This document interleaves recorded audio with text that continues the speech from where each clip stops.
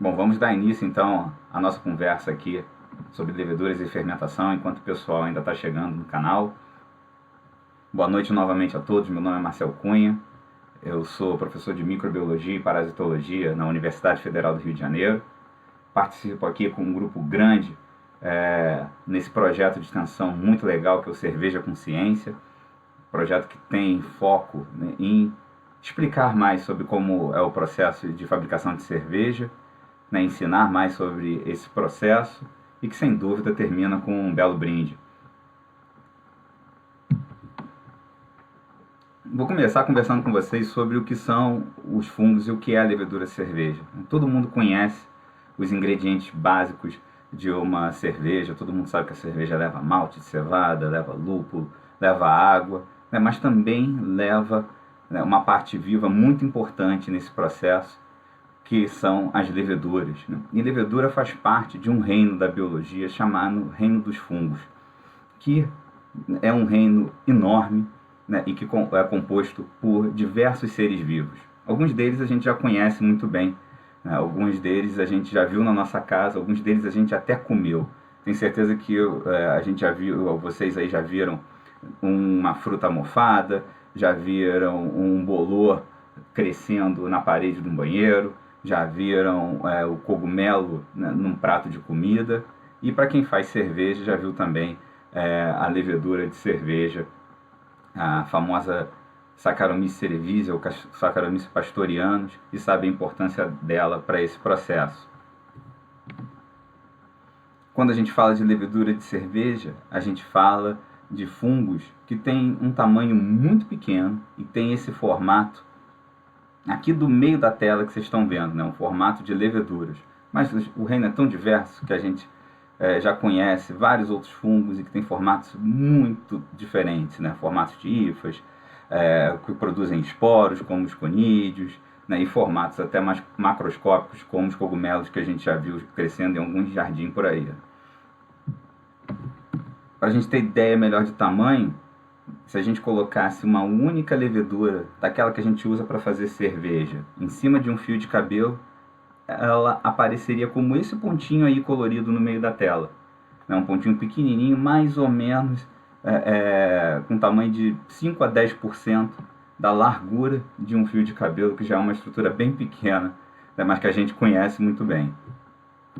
E se a gente comparasse essa célula com outras células que a gente conhece, né, como células de bactérias ou células humanas, a gente vê que ela está num tamanho intermediário, né? Mas o legal disso é entender que as leveduras são células muitíssimo parecidas com as nossas células. São células que têm uma série de organelas, tem uma série então de estruturas internas, tem uma série então de características que deixam essas células muito próximas evolutivamente das nossas células. Então são células que fazem muitas coisas que as nossas células fazem. Mas dentre as coisas que essas células são exclusivas, né, que as nossas células não fazem, mas as leveduras fazem, tratar a cerveja. Então significa que dentro dessa pequena célula, né, muito menor que um fio de cabelo, ela tem tudo que é necessário para se fazer uma cerveja. É por isso que é correto dizer, né, que quem é cervejeiro só faz mosto, né? A gente, né, que está na frente da panela ou na frente das tinas de mostura, nós fazemos mosto. Quem faz cerveja mesmo é a levedura. E por que a gente usa levedura no processo de fabricação de cerveja? Será que se a gente adicionasse álcool no mosto, isso teria o mesmo efeito? Além do álcool na cerveja, temos outras características, outras moléculas, outra coisa que dá o sabor que a gente conhece hoje como sabor da cerveja? Nós sabemos que sim. Nós sabemos que moléculas relacionadas a sabor e aroma, e várias delas já são conhecidas, mesmo dos cervejeiros de primeira viagem, né, como ésteres, fenóis, glicerol, diacetil, que é uma falha de cerveja, além, claro, né, do CO2, do gás carbônico, né, a cerveja não teria bolhas, não teria a refrescância que ela tem, não teria a espuma que ela tem, se não fosse o gás carbônico produzido pela própria levedura. Além do mais, né, quem produz cerveja, quem já experimentou fazer uma cerveja, ou quem já acompanhou uma fabricação de cerveja e por curiosidade provou aquele mosto antes da fermentação, aquele mingauzão que a gente faz, e a gente dá de comida para as leveduras, já percebeu que aquilo ali é muito doce, né? E na cerveja a gente não tem esse dulçor todo. Então é importante a levedura aí nesse processo. Não adiantaria adicionar álcool só naquele mosto, já que a levedura é importante para consumir aquele açúcar, consumir o oxigênio que vai estar ali dissolvido, né? E produzir álcool, várias moléculas relacionadas ao sabor e o CO2, que é o gás da cerveja.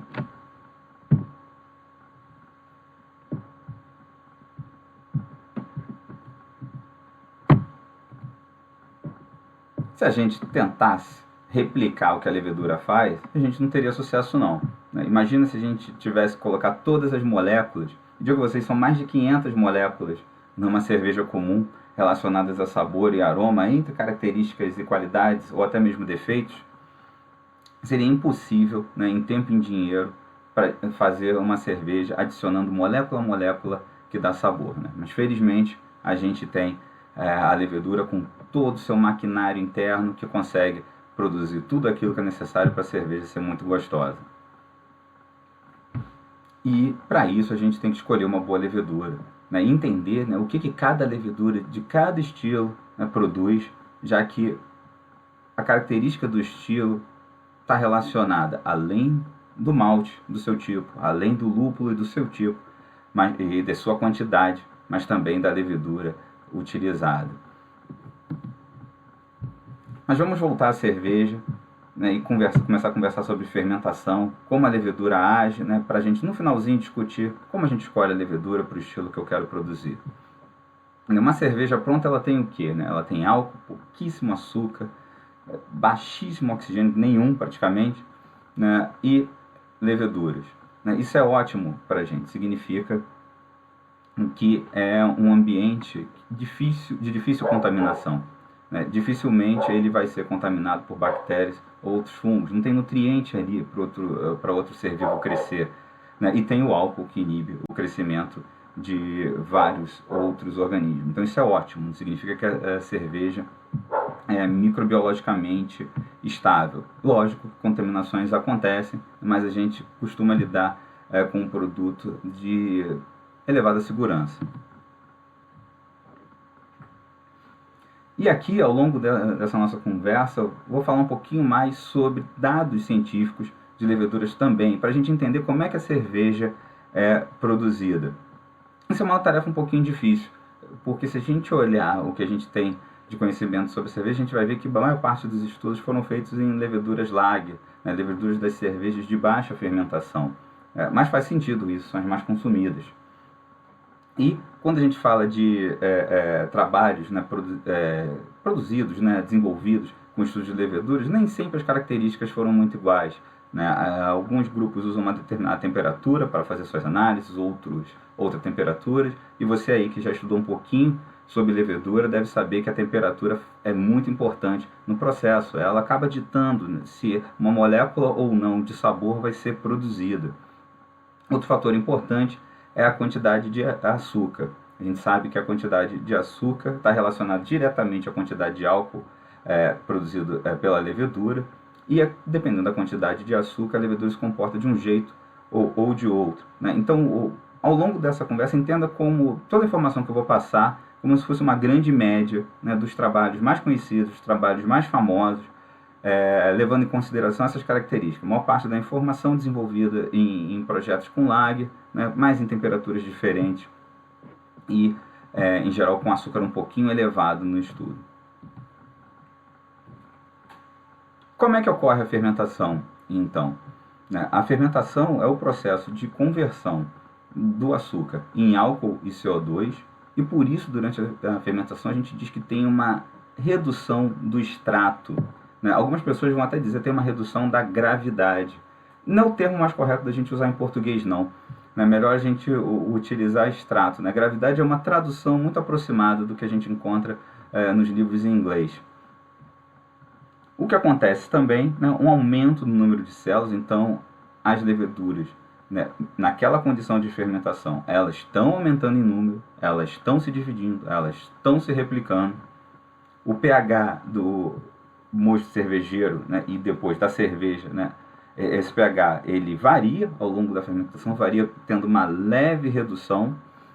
E uma coisa que está acontecendo, não está aqui expressa nesse gráfico, eu vou fazer aqui com o cursor do mouse, e é algo que dá bastante alegria para a maioria das pessoas que gostam de consumir cerveja, é o aumento na quantidade de álcool ao longo da fermentação, né?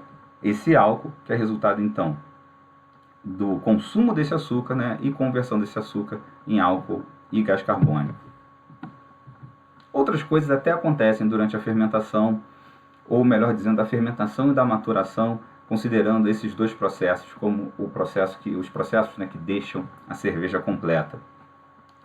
CO2 é produzido, compostos de enxofre são produzidos, a cerveja tem a famosa reabsorção, durante essa produção tem a famosa reabsorção de diacetil, a cerveja então passa por uma maturação e depois de mais ou menos 30 dias ela está pronta para consumo e com sabores apurados.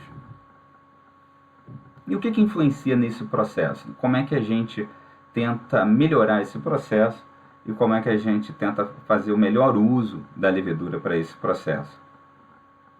Alguns fatores influenciam a fermentação, né? O tipo de levedura utilizada, né? Se é uma levedura utilizada para cerveja ale ou de alta fermentação, ou levedura tipo lager para cervejas de baixa fermentação.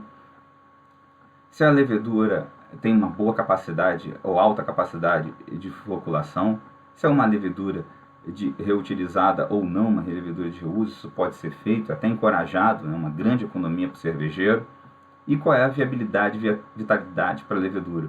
Né, de um jeito muito simples, né, pensando nessas características, é importante que a levedura tenha alta viabilidade. Significa que toda levedura que você está colocando ali dentro daquele processo, ela tem capacidade de converter aqueles açúcares do mosto e produzir etanol e CO2.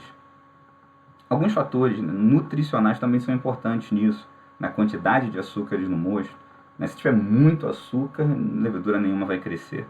A quantidade de nitrogênio no mosto, né? A levedura precisa fazer moléculas estruturais e para isso ela precisa de nitrogênio. Concentrações de outros íons ali na água utilizada daquele mosto. Por exemplo, zinco. Vocês já viram aí em um post anterior do canal Cerveja com Ciência que o zinco é importante para as enzimas que vão produzir o álcool, que vão converter acetaldeído em etanol durante a fermentação. Né? O extrato, então, do mosto, a densidade de açúcares do mosto, não só os tipos de açúcares, né, mas a quantidade desses açúcares no mosto. A quantidade de oxigênio, a levedura precisa de oxigênio, eu vou explicar isso daqui a pouquinho. E até mesmo fatores que, em geral, para o cervejeiro caseiro, estão um pouco mais distantes, como geometria e tamanho de fermentador.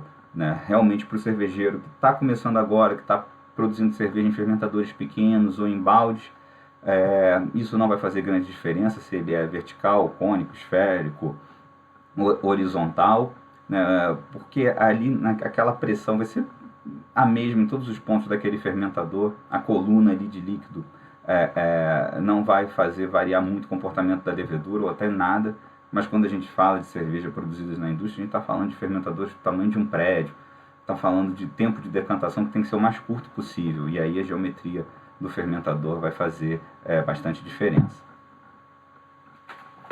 Falando um pouquinho da história, né, da ciência e dando devido crédito às pessoas que começaram isso tudo, né, um nome pouco falado, né, na literatura mais geral, mais básica sobre levedura cervejeira, é do Emil Christian Hansen, na minha opinião, o primeiro biotecnologista da nossa história. Ele era um trabalhador de uma cervejaria e ele que sacou uma coisa que a gente faz hoje com a maior tranquilidade. Né? Ele que sacou que a cerveja precisa ter uma levedura purificada.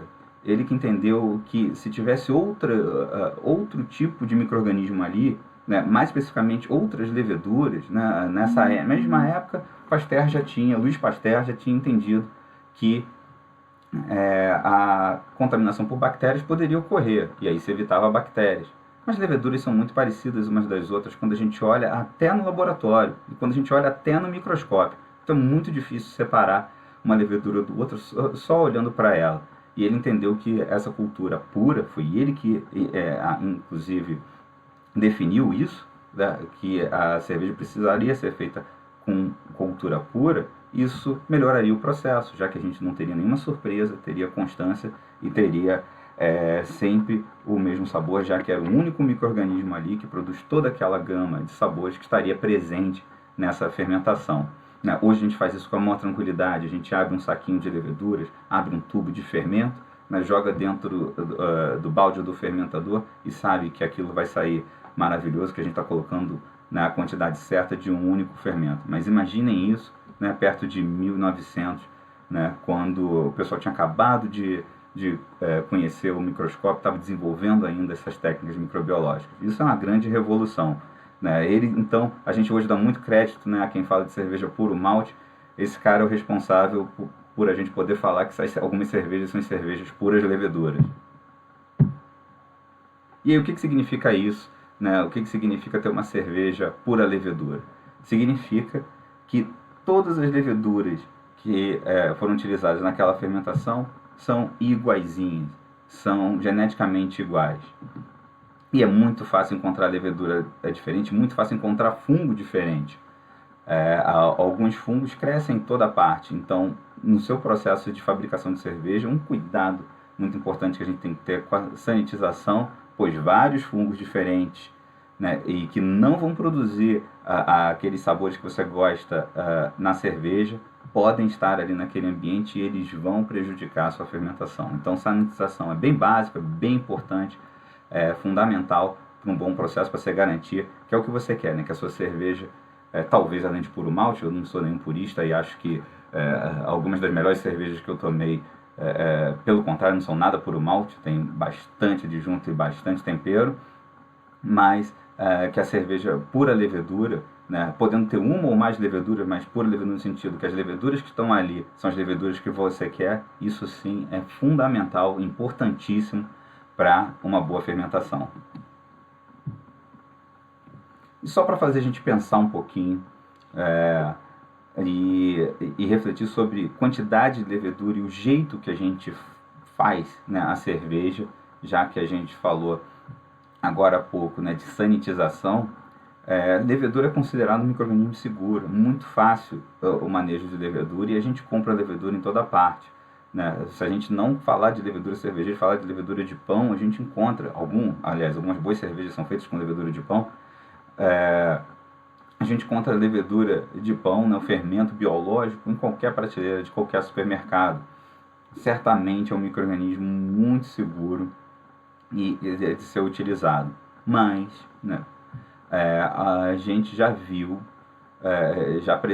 já acompanhou na literatura, né, casos em que a relação dessa levedura, mesmo segura, para a esmagadora maioria dos seres vivos, dos seres humanos, melhor dizendo, ela pode causar algo que a gente entende como doença. A exemplo de uma notícia que circulou há alguns anos atrás, da síndrome da autocervejaria, né? Um senhor que consumia muita cerveja com fermento vivo ainda, né, começou a fermentar açúcares e ele estava produzindo, né, a cerveja dentro dele. O açúcar que ele comia virava álcool dentro dele. Eu sei que alguns estão rindo e isso pode parecer uma boa ideia, mas não é. Imagine isso na sua atividade diária. Né, o prejuízo que é, a dificuldade que vai ser, né, de manter as interações, né, sociais e de trabalho com isso acontecendo. Né? Então isso significa que ali a levedura, que é segura, né, começou a causar dano nesse indivíduo. Então o descontrole, né, do manejo nesse organismo pode gerar problemas. Né? A gente já viu até casos, né, de doenças relacionadas à presença de levedura em alguns pacientes. E isso não quer dizer, né, que a levedura não é segura. Não, mas é que em alguns casos, mesmo em pacientes, né, que não têm nenhuma doença que deixe o sistema imunológico debilitado, a levedura pode causar dano em grande quantidade, né, e se no local errado. Em geral, a levedura vai estar sempre no local certo para a gente, em locais que a gente, do corpo que a gente já está acostumado a interagir com ela, né, o trato digestivo, né, boca, né, mas tem que ter cuidado no manejo. O que eu quero dizer com isso é não ser displicente com a levedura, né, não ter uma levedura hiperpropagada, né, e trabalhar com um descuido a ponto de deixar cair líquido com levedura num ferimento, deixar cair nos olhos, né, ou deixar cair em cima de um machucado. Isso pode levar a algum tipo de irritação relacionada ao crescimento da levedura num tecido que ela vai encontrar nutriente, né? Então fica a dica aí de manter o mesmo cuidado que a gente tem quando mexe no equipamento elétrico relacionado à fabricação de cerveja, mexe no equipamento a gás relacionado à fabricação de cerveja, manter esse mesmo cuidado no manejo de levedura. Bom, voltando então à fermentação, vamos ver o que a levedura consome desse extrato, né, para produzir o álcool e as outras moléculas de sabor que ela produz para deixar nossa cerveja tão gostosa. No mosto, nós temos vários açúcares e a levedura consome vários desses açúcares. No mosto nós temos glicose, frutose, sacarose, maltose, maltotriose, né? Então estou indo do açúcar menorzinho, mais fácil da levedura consumir, para o açúcar maior e mais complicado da levedura consumir. Inclusive, né, no mosto a gente tem açúcares maiores ainda, açúcares grandes mesmo, que são os açúcares que vão contribuir com o corpo e que a levedura deixa para trás, acaba não consumindo. Mas pensando nos açúcares que ela consome, ela vai transformar isso, né, parte desse açúcar, quase metade, em gás carbônico, outra parte, né, quase metade também, em etanol, e uma pequena parte ela vai utilizar para produzir mais leveduras, que no final isso é ótimo, vai só acelerar o nosso processo e permitir que a gente utilize e reutilize, né, leveduras durante a fermentação. Vamos entender então o que ela faz para se alimentar, como ela se alimenta, e desmistificar algumas coisas que eu tenho certeza que alguns de vocês aí que estão nos assistindo pensam sobre a fermentação, né, e como a levedura utiliza, né, os nutrientes, né, e gases presentes no mosto, né, antes da fermentação. A levedura se alimenta de uma forma muito simples, né? Ela tem um transportador na sua membrana que permite a passagem do nutriente, e aí com esse nutriente dentro da célula, ela utiliza isso para fazer mais estrutura celular, para fazer mais célula, para crescer e se multiplicar, para produzir energia para todas as atividades dela, e algumas moléculas são convertidas em outras moléculas que ela acaba liberando, essas moléculas relacionadas a sabor, aroma, né, e características sensoriais da levedura.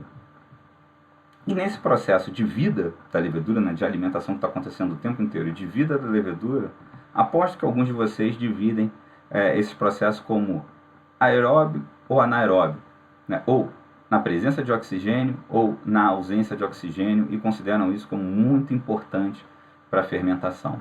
Bom, sem dúvida esses dois tipos de processo de obtenção de energia, eles existem.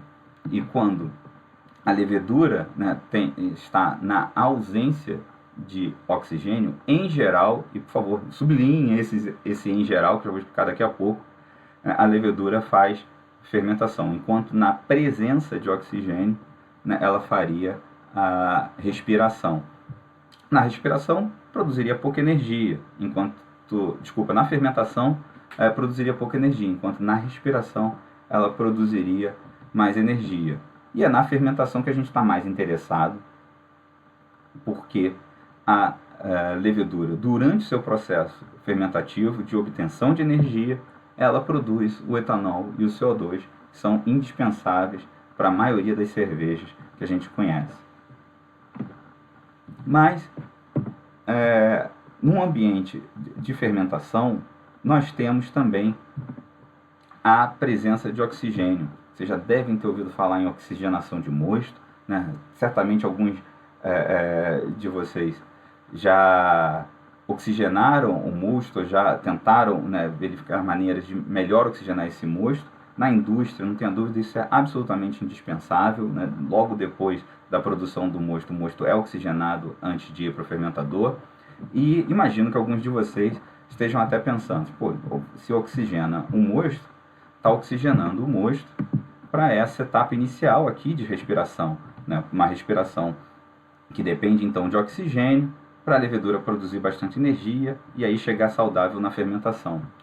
Só que não é por isso, né? Aquele oxigênio que a gente incorpora durante a oxigenação do mosto e aquele oxigênio que é utilizado então para a levedura, né, que a indústria incorpora no mosto para ser utilizado imediatamente para a levedura nos primeiros momentos ali da fermentação, tem um papel nobre muito importante. Esse oxigênio, aqui, vocês estão vendo aqui bem na pontinha do cursor do mouse, ele é indispensável para a levedura fabricar duas moléculas. Para ela fabricar uma molécula chamada ergosterol e para ela fabricar uma molécula chamada, né, fosfolipídio insaturado.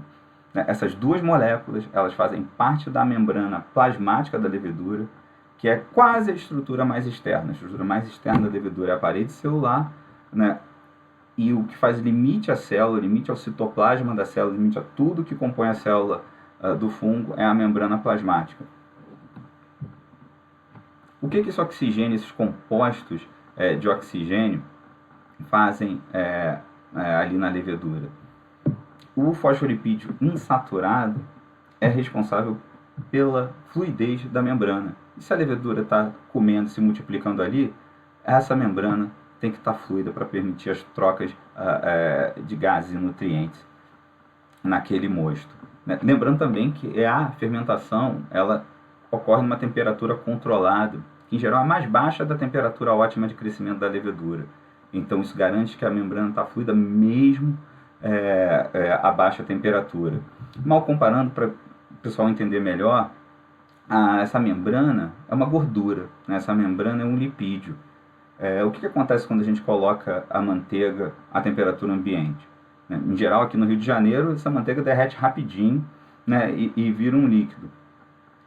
Se a gente coloca essa manteiga na geladeira, ela fica dura, quase como, né, um bloco, né, de madeira, né? Fica bem rígida.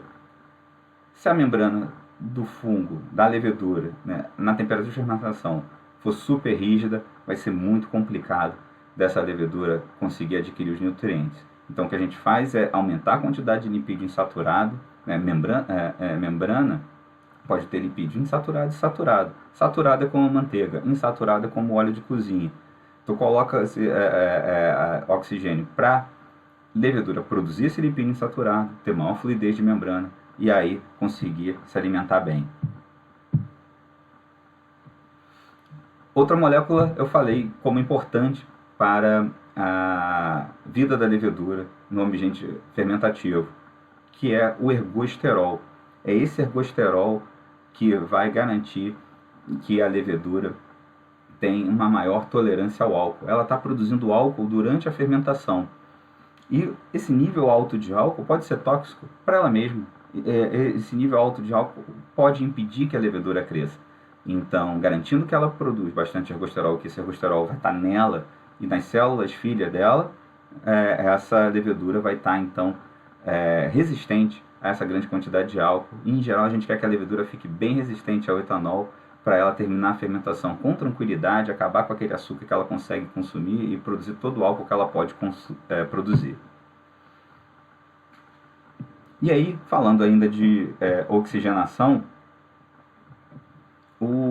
muita gente tem advocado sobre oxigenação em casa, né? Algumas pessoas até aconselham comprar um cilindro de oxigênio para utilização em casa.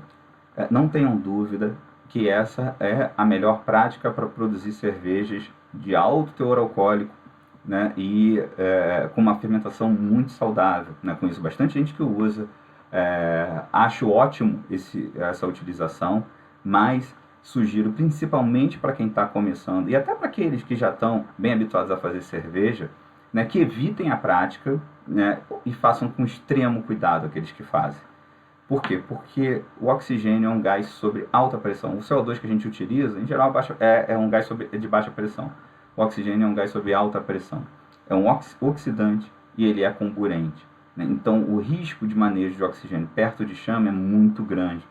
E quando a gente produz cerveja em casa, normalmente a gente não tem a melhor estrutura para fazer isso. É uma cozinha adaptada para a produção de cerveja, costuma ter fogão, costuma ter parte elétrica perto, costuma ter área molhada, então fica um ambiente pouco seguro para o manejo desse oxigênio. Então, novamente, não tenham dúvida que é a prática mais vantajosa e melhor para a produção de uma cerveja com grande quantidade de açúcar e alto teor alcoólico.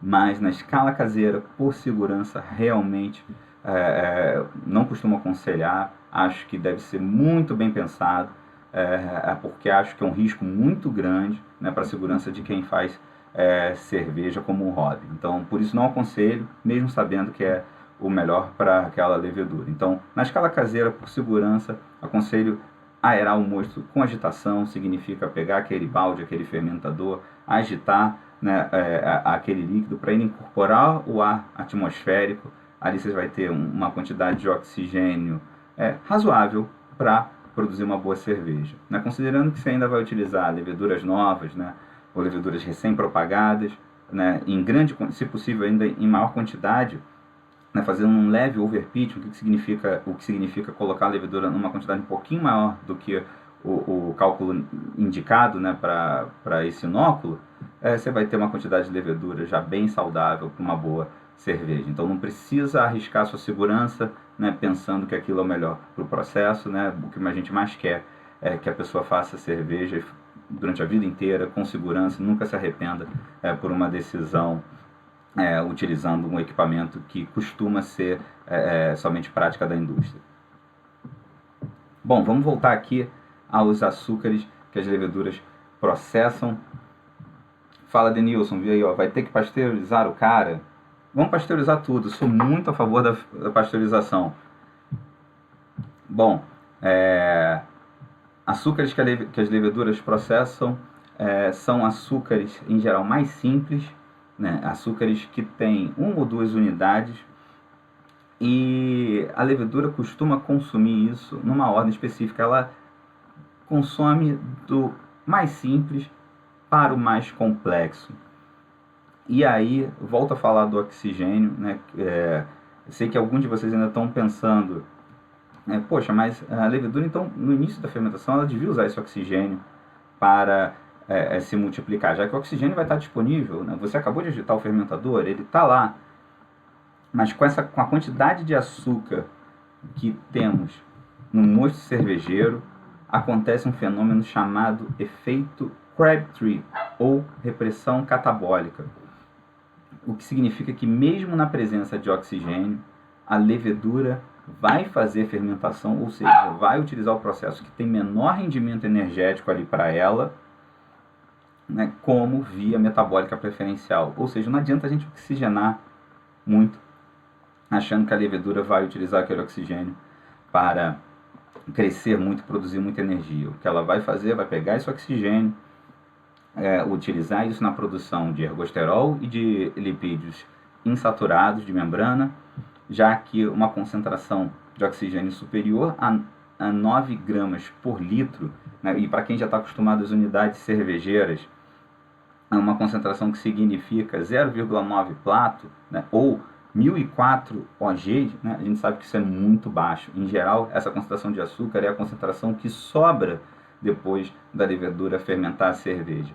Então, não adiantaria a gente colocar oxigênio no início, pensando que ela vai consumi-lo para maior rendimento energético. Ela vai consumir, sem dúvida, mas para a síntese de componentes da sua membrana, que é ótimo. Novamente, a levedura vai ficar mais saudável e vai fazer uma fermentação muito melhor, vai ser mais resistente a álcool e vai comer melhor os nutrientes que vão estar ali. Mas o que acontece é isso, né? Já vi recentemente na internet que tem mais gente falando, felizmente tem mais gente falando do efeito Crabtree. Isso é bom o pessoal esclarecer. E é uma característica maravilhosa da levedura. Isso significa que todo açúcar que você vai colocar para ela ali, ela vai transformar, talvez, em alguns dos ingredientes preferidos da cerveja, né, que é o álcool e o CO2 que forma a espuma.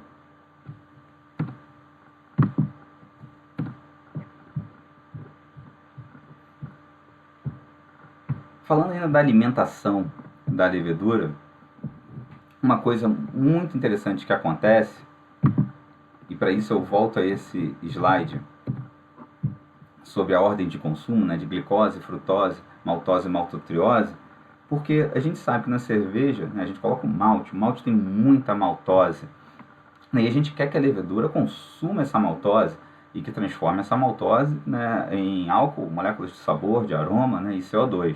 Mas na cerveja também tem glicose, na cerveja tem sacarose, né, e a gente consegue, durante uma elaboração de receita, pensar em colocar mais sacarose, pensar em colocar mais glicose, né, até como alternativa, né, até como um adjunto, né, uma alternativa ao malte que está sendo utilizado ali para a produção de cerveja. E o que acontece, né, com essa glicose e com a sacarose que é o açúcar comum, né, o açúcar de cozinha, o açúcar branco, né, o açúcar refinado, que pode ser utilizado como componente na cerveja. Né? Até digo uma parte aqui, eu sou um grande entusiasta da utilização de açúcar refinado em cerveja, um açúcar super barato que a gente tem, e a gente tem que utilizá-lo sim para a produção de cerveja, porque é uma economia de recursos, né, e uma utilização de um produto ótimo nacional. Mas, né, a glicose, né, ela é um açúcar super simples, é consumido diretamente pela levedura. A sacarose, então, esse açúcar branco, esse açúcar refinado, ele é primeiro metabolizado lá de fora, né, vou usar a palavra quebrado, ele é primeiro quebrado lá de fora por uma enzima chamada invertase, e aí transforma esse açúcar em unidades menores, essa sacarose, esse açúcar branco, né, em glicose e frutose, e isso a levedura consome também. E qual o porém, né, qual o detalhe nesse consumo de sacarose, né, ou de glicose direto pela levedura? Quando a levedura consome glicose, né, ou a glicose vinda da sacarose, ou até a frutose, isso bloqueia o uso de outros açúcares. E que açúcares são bloqueados?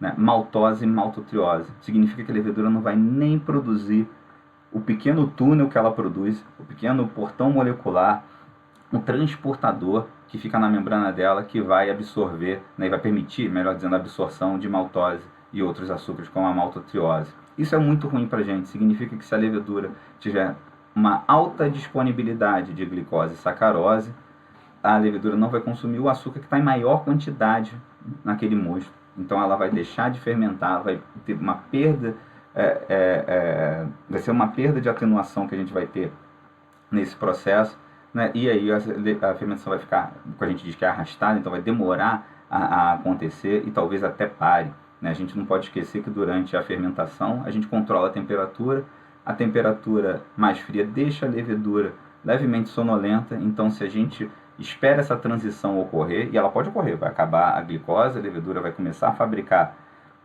né, essa passagem para a maltose, e na passagem da maltose ela começa a ter uma nova atividade. Né? Só que nesse meio tempo, se a levedura decantar no balde, aí vai ser muito difícil ela se reerguer. Então, o conselho que eu dou é até utilizem açúcar, né, mas utilizem em concentrações abaixo de 15%, né, com muito cuidado, né, façam testes, pois o uso de muito açúcar pode bloquear a utilização dos açúcares que você mais quer que a levedura que a levedura coma, né, e que são a maltose e outros açúcares como a maltotriose que já estão no mosto em maior quantidade. E que tipo de leveduras existem? Que tipo de leveduras a gente encontra no mercado? Bom, nessa pequena conversa que a gente tem um pouquinho menos de tempo, vou chamar a atenção para as duas mais famosas mesmo, né? Para Saccharomyces cerevisiae e para Saccharomyces pastorianus. A gente está falando então da cerevisiae, que é a levedura ale, e da Saccharomyces pastorianus, que é a levedura lager. Né? Elas têm características bem diferentes, né? Desde a temperatura de fermentação até a capacidade de floculação que eu vou elaborar um pouquinho mais adiante. Lembra que eu falei no início que a levedura Lager era mais utilizada em pesquisa? Né? A razão disso é essa aqui, esse 90% aqui no final dessa tabelinha, indica que 90% é para me lembrar que 90% das cervejas produzidas no mundo são feitas com levedura Lager. Né? Então, por isso, grande parte da pesquisa é feita, né, com a chamada levedura do cervejeiro, né, Brewer's Yeast, que é a levedura Lager. Mas existem outras leveduras que são utilizadas para fermentação. Né? O Rafael aqui perguntou sobre as Brettanomyces. Né? Faço até um parênteses sobre as maravilhosas Brettanomyces, né, que fazem cervejas excelentes, né, ajudam a fazer cervejas excelentes, né, com características muito particulares, né, com características de esterificação alta, de produção de fenólicos, acidificação do fermento, mas a gente pode deixar isso para uma outra conversa. Né? Como a gente está falando um pouquinho de fermentação, dando detalhes de fermentação, vamos aos melhores exemplos. O metabolismo das Brettanomyces tem essas particularidades de produzir vários compostos, como ésteres e fenóis, que vão ser os compostos de interesse quando se usa Brettanomyces. Mas a gente pode dizer que Brettanomyces são primas dessas Saccharomyces, Cerevisiae e Pastorianus. Então, a parte básica de consumo de açúcar, né, vai ser muito semelhante.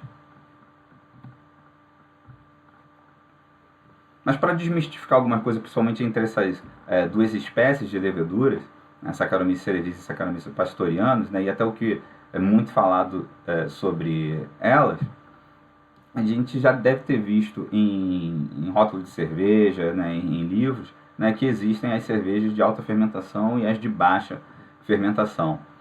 Eu continuo achando, né, há muito tempo eu penso nisso, e eu continuo achando que isso foi uma tradução um pouquinho tropeçada do que as pessoas queriam dizer em relação a essas leveduras. Né? Porque quando a gente fala de cerveja de alta fermentação, pelo menos assim, de um jeito corriqueiro, a gente pensa na levedura que fermenta muito bem, né? Que ela é de alta fermentação, fermenta muito. Né? E quando a levedura de baixa fermentação, ela fermentaria pouco. Né? Uma levedura de baixa fermentação não fermenta tão bem assim. E na verdade isso está relacionado ao posicionamento da levedura no fermentador. As cervejas de alta fermentação são cervejas, na verdade, que fermentam com a levedura no alto do seu fermentador. Né? Elas têm características, né, de fermentação e floculação que a levam para o alto do fermentador. Enquanto as cervejas ditas lager, né, de baixa fermentação, elas fermentariam na parte mais baixa do fermentador, também por conta de características de fermentação e de floculação. Mas curioso, né, que as leveduras de baixa fermentação, né, elas digerem, né, açúcares que a levedura de alta fermentação não digere. Então isso contraria um pouco essa ideia de que a levedura a levedura de alta fermentação fermentaria muito bem, e a levedura de baixa fermentação fermentaria um pouquinho mal, né? Porque a levedura de baixa fermentação, Saccharomyces pastoriana, ela na verdade digere mais açúcares do que a levedura ale. E é por isso que quando a gente prova uma lager em comparação com uma ale, a lager ela tem um gosto mais seco, uma sensação em boca mais seca. Né? É porque aquele açúcar que ia contribuir com o corpo, né, não está lá, ele foi consumido. Né? Aquele dulçor que seria o dulçor residual, ele não está lá porque ele foi consumido por essa levedura. E aí o que acaba definindo a posição dela no tanque, né? Se ela está no alto ou está embaixo. Né? É principalmente a capacidade de flocular dessas leveduras, ou seja, de unir uma levedura na outra, né, e de formar pequenos grumos que vão dar suporte às bolinhas de CO2 que essas leveduras estão produzindo. Né? Durante a fermentação está acontecendo o quê? A quebra de açúcares, né, o metabolismo de açúcares para a produção de gás carbônico e etanol. Esse gás carbônico é liberado durante a fermentação, que é até uma das maiores alegrias do cervejeiro, é o famoso ver o airlock borbulhando. Né? E o que acontece então com leveduras que têm uma floculação moderada? Né? Essas leveduras formam pequenos acúmulos, né? Pequenos grumos, e esses grumos são impulsionados por essas bolinhas que elas mesmas estão produzindo, então elas vão para cima do fermentador. Leveduras que têm altíssima floculação, né, que vão ficar muito unidas, vão formar grumos maiores, né, também estão produzindo bolinhas de CO2. né, mas esses grumos vão ser tão grandes, né, que a capacidade deles atingirem, né, a parte superior do tanque vai ser reduzida, e, né, isso acaba descendo para o fundo do tanque. Né? Então, se a gente comparar aqui do lado esquerdo, você vê a levedura de baixa floculação com o lado direito, levedura de alta floculação, né, as leveduras de baixa floculação, quando formam grumos pequenos, e as leveduras de alta floculação formam esses grumos grandes que decantam rapidamente para o fundo do fermentador. E essa é uma das características que pode te ajudar a escolher a levedura. Como é que a gente faz para escolher a levedura? É mais do que conhecer todas as leveduras. Está relacionado, principalmente, na minha opinião, a saber o que você quer em relação a aroma e sabor da sua cerveja, saber que tipo de processo você quer favorecer. Por exemplo, você quer favorecer uma coleta de leveduras no final, uma reutilização, sem dúvida, leveduras que floculam bem, que tem alta floculação, vão te ajudar nisso, vai ficar mais fácil de recolher isso depois no fundo do teu balde, no fundo do seu fermentador. Ou se você quer, né, sabor, mistura de sabores, né, ou praticidade, né, ou até o que eu acho que tem que ser cada vez mais encorajado, né, se você quer experimentar. Se você quer experimentar, aí não tem resposta certa para como escolher a melhor levedura para a sua cerveja. Né? Faça o teste e veja o que combina mais com a sua receita, teste temperatura, teste quantidade de açúcar no mosto, e talvez aí você tenha uma grande surpresa, né, de ter uma cerveja maravilhosa feita com uma levedura inusitada. E é isso que muitos cervejeiros hoje estão fazendo. A gente está vivendo um momento que eu particularmente acho muito interessante no cenário cervejeiro. Né? A gente viveu o início da cerveja artesanal quase como réplica do que estava acontecendo, o que já acontecia tradicionalmente, né, nos grandes países cervejeiros. A gente viveu um segundo momento de cópia, né, do que estava acontecendo em outros países um pouco mais avançados sobre cerveja. E a gente está vivendo agora, eu acho que um momento de absoluta criatividade. Né? Receitas novas, né, estilos nacionais surgindo, né, grande experimentação, né, e grande maturidade no mercado. Né? Se vocês têm a oportunidade de visitar, né, locais cervejeiros no Brasil, e temos já vários polos cervejeiros, ou ainda festivais brasileiros de cerveja, tenho certeza que vocês estão provando receitas que a gente nunca imaginaria que ia existir há 5, 10 anos atrás. Então, isso é fruto dessa experimentação, né, dessa tentativa e erro, né, dessa curiosidade do cervejeiro de tentar pegar uma levedura que ele talvez conheça pouco, ou conheça num determinado estilo, e ver o que acontece em outro estilo. Então, vamos um pouquinho em cima disso, né, ver como a gente escolhe a levedura para tentar usar a criatividade, mas também para tentar reproduzir estilos clássicos e estilos conhecidos. Né? O primeiro segredo, que não é segredo nenhum, tenho certeza que a maioria faz isso, né, é ler com atenção o rótulo da levedura, porque ali já vão ter algumas características que são interessantes ou não para o teu processo, entre temperatura de fermentação, taxa de atenuação, floculação, né, e tolerância alcoólica. Por que isso é importante e por que não custa lembrar isso? Né? Porque o nosso equipamento, principalmente na escala caseira, ele está limitado. Vai ser difícil, em alguns casos, a gente controlar a temperatura. Né? E talvez, em alguns lugares, a gente não tenha, né, uma temperatura ótima de fermentação para aquela levedura utilizada. Né? E falo isso porque eu li a pergunta aqui do Denilson sobre falar sobre a Esquivaik. Né? A Esquivaik é uma levedura que ela fermenta muito bem, sem off-flavor, rapidamente, a 30 graus Celsius. Enquanto a maior parte das leveduras classicamente utilizadas para fazer ales, né, fermenta nessa temperatura próxima a 20 graus. Então, se a gente tem no ambiente caseiro, ou naquela micro cervejaria em formação ainda, né, um fermentador não refrigerado, não bem controlado em temperatura, né, utilizar de repente uma levedura que vai ter uma restrição na faixa de temperatura, é arriscado. Né? Aquela temperatura vai se descontrolar, você vai produzir off-flavors, a tua receita vai estar certinha, né? Só que a temperatura prejudicou o seu processo, e aí você acabou, por forçar, né, o uso de uma levedura, não tendo uma boa cerveja, já que ela não estava adequada à sua estrutura. Né? Ao passo que algumas outras leveduras, vão ter sim uma temperatura mais ampla de atuação.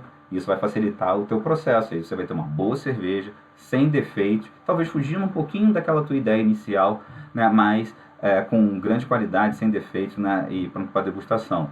Se eu utilizar as que foram citadas aqui, isso pode ser feito na temperatura ambiente de uma boa parte do Brasil, né? Vai ser uma levedura que não só tolera uma temperatura mais alta, mas ela principalmente fermenta rápido e sem defeitos. Então isso seria ótimo para produzir uma boa cerveja, né, dentro das condições que às vezes é a realidade de muitos que estão produzindo ainda naquele ano inicial ou aquele segundo ano já mais empolgado de produção de cerveja em casa. E aí, como a gente sabe mais pela levedura, né? Alguns sites disponibilizam informações bem detalhadas sobre as leveduras, né? E tenho certeza que vários fabricantes nacionais estão super dispostos a informar ao cliente, né, o que a levedura produz, né? Tenho a oportunidade de conhecer alguns produtores nacionais de leveduras, algumas empresas que fazem isso no Brasil, e é uma galera muito boa e muito ligada à ciência. Então eles fazem testes regulares com as leveduras, né? Eles produzem com muito cuidado e rigor, né? E eles mapeiam o que a levedura produz. Então, apesar de na hora de divulgar, acaba divulgando uma informaçãozinha um pouquinho menos detalhada, só para facilitar quem realmente conhece um pouco menos de levedura, né? Sei que as faixas, né, são regularmente mapeadas por várias empresas que trabalham com levedura. Isso é muito legal, isso significa que a gente pode ter uma riqueza de detalhe em relação à levedura que a gente está utilizando. Se eu estou no meu processo, por exemplo, com um problema em diacetil é um defeito, tem aquele cheiro de manteiga rançosa na cerveja, a gente utilizando uma levedura que tem níveis mais baixos de diacetil, propositalmente, né, vai garantir que o nosso processo vai estar mais equalizado para aquele defeito. Né? Pode ser até se a gente utilizasse uma levedura que normalmente produz pouco, ok, mas se a gente identifica aquele defeito, significa que a gente pode, então, solicitar para quem vende levedura, eu preciso de uma levedura que seja quase zerada no diacetil. Isso é importante para mim, porque eu estou tendo diacetil em todas as minhas cervejas. E aí você acaba desenvolvendo a sua própria cerveja. Então é interessante a gente saber como ler as características da cerveja, né? Entender um pouquinho mais o que pode estar sendo produzido, né? Por exemplo, acetaldeído, que tem cheiro de maçã verde, super desagradável, até tóxico para a gente, né? Se isso é um problema da nossa fermentação, tem formas de corrigir isso, seja dando mais nutrientes para a levedura, ou seja utilizando leveduras que produzem pouco acetaldeído. Né? Ou se a gente quer aromas, né, ligados ao esterificado das cervejas belgas, como o famoso aroma de banana, né, que é o que a gente sente quando sente o cheiro dessa molécula aqui, o acetato de isoamila. Se a gente quer isso numa cerveja de trigo, por exemplo, o legal é a gente escolher uma levedura que tenha níveis altos dessa molécula, porque isso vai garantir que a gente vai encontrar esse sabor na nossa cerveja depois. E aí não basta só saber o que a levedura produz. É legal, aliás, é fundamental, não é só legal, é fundamental que essa levedura esteja no ápice da sua forma, né? Que ela esteja com grande qualidade para a gente utilizar. E novamente, às vezes a nossa estrutura de fazer cerveja em casa não permite que a gente tenha um cuidado muito grande, a gente compra insumos todos de uma só vez, ou a gente compra vivem pela internet, então é difícil garantir que a levedura vai estar sempre no melhor da sua forma. E às vezes propagar em casa é até muito difícil, é mais uma coisa que tem que ser feita, mais um cuidado com a asepsia que tem que ser tomado, sem dúvida muito mais fácil, muito mais seguro, abrir um pacotinho ou abrir um tubo e jogar isso dentro do fermentador. E aí vai ser muito importante, né, que a gente cuide do armazenamento e transporte, ou seja, não deixar essa levedura em casa em qualquer lugar, guardar ela na geladeira, né, e garantir que os locais que a gente compra essa levedura também tem esse cuidado, e olhar para a data de fabricação.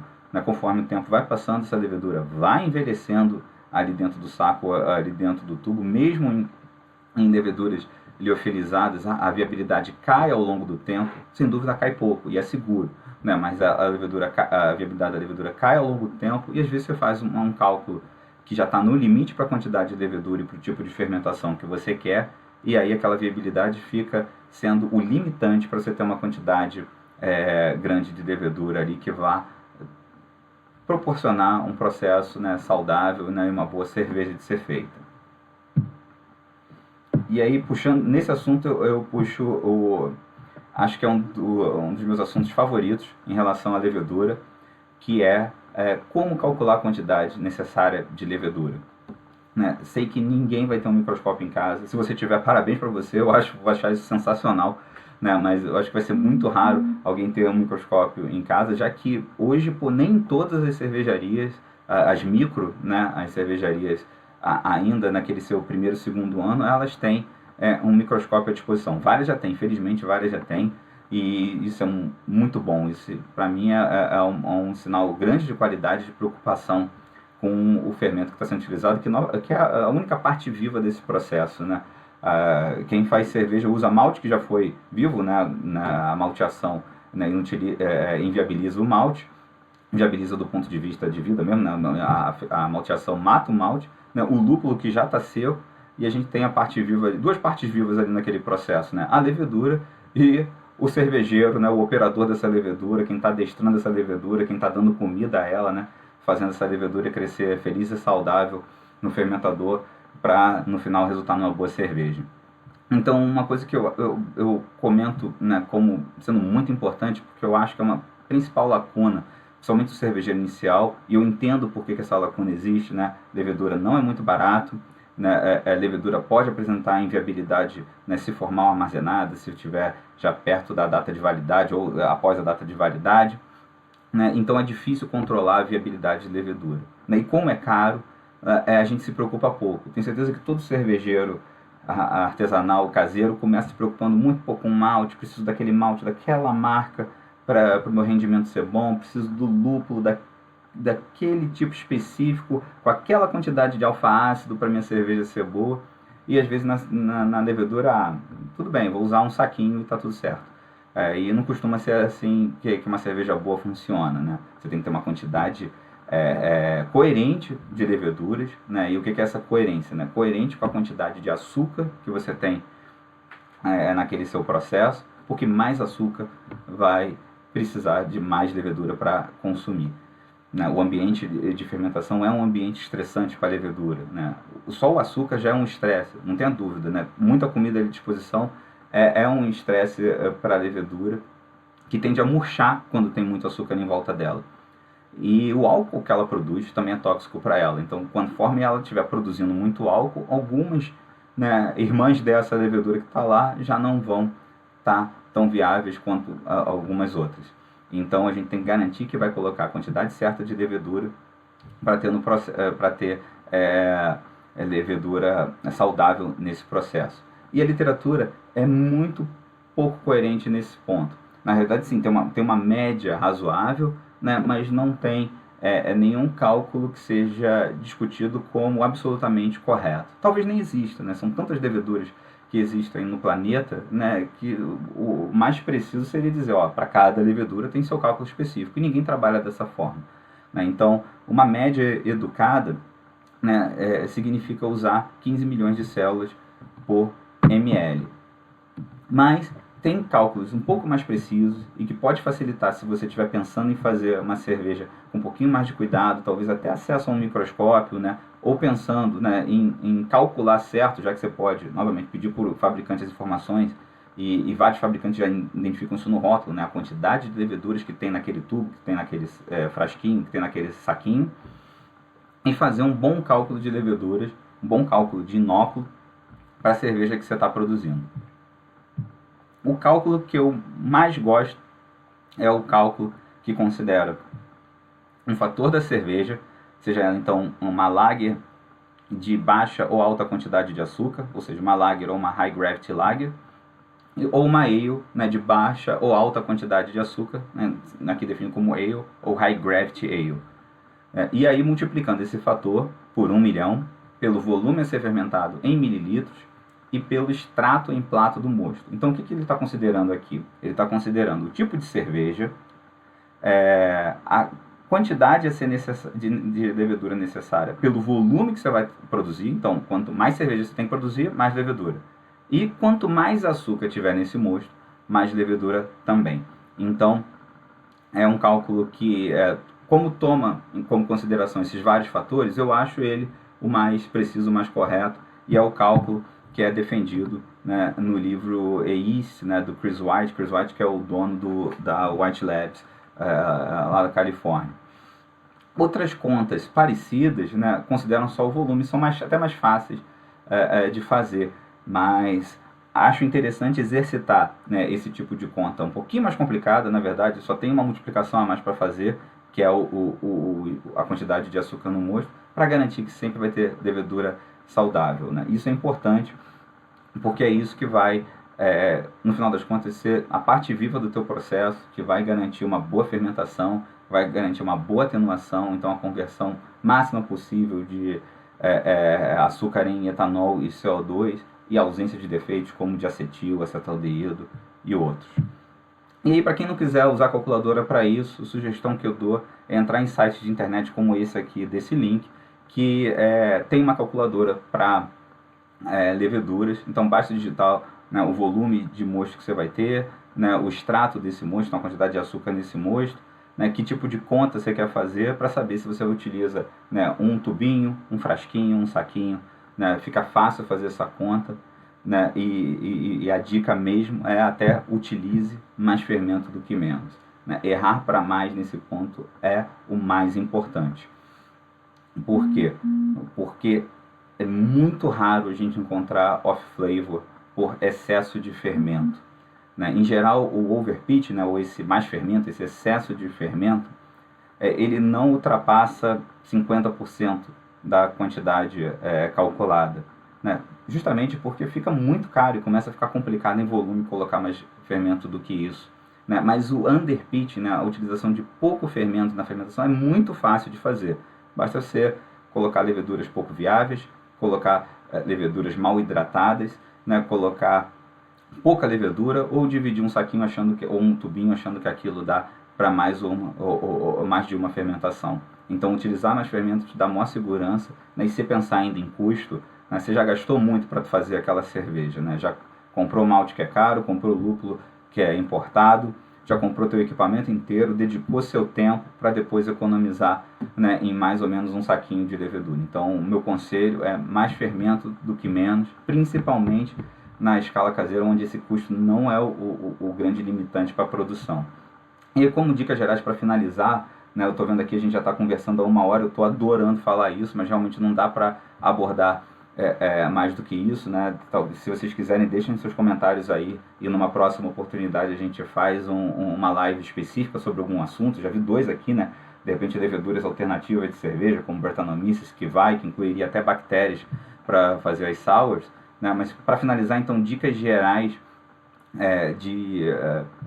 de uso, né, de levedura, né? Cuidar bem das leveduras, armazene adequadamente, não use fermento vencido, né? Compre fermento novo, né? Garanta que ele vai ser bem utilizado e bem armazenado na sua casa, né? Use nutriente para fermentações mais desafiadoras. Não falei disso no início, mas isso é muito simples. Significa ir na loja que você está acostumado a comprar, ou na empresa que você está acostumado a se relacionar, pedir nutriente para levedura, né? Em geral, eles têm poucas opções, né? E esse nutriente vai ser normalmente rico em zinco, que é um elemento fundamental para a fermentação ocorrer de forma saudável.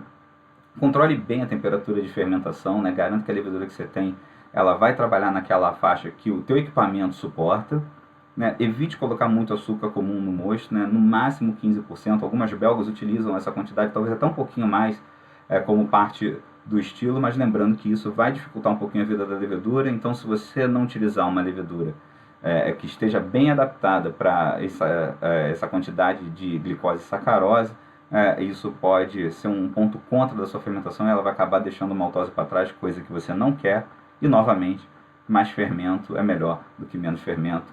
Use fermento e use o critério de overpitching, né, de mais fermento, com tranquilidade, para ter uma fermentação saudável. Bom, e assim encerra a live de hoje. Vou ficar aqui mais uns minutinhos se vocês quiserem escrever alguma pergunta, né? Agradeço a presença de todos, foi um prazer e uma honra estar aqui, né? Um abraço a todos vocês e vamos fazer cerveja. Saúde!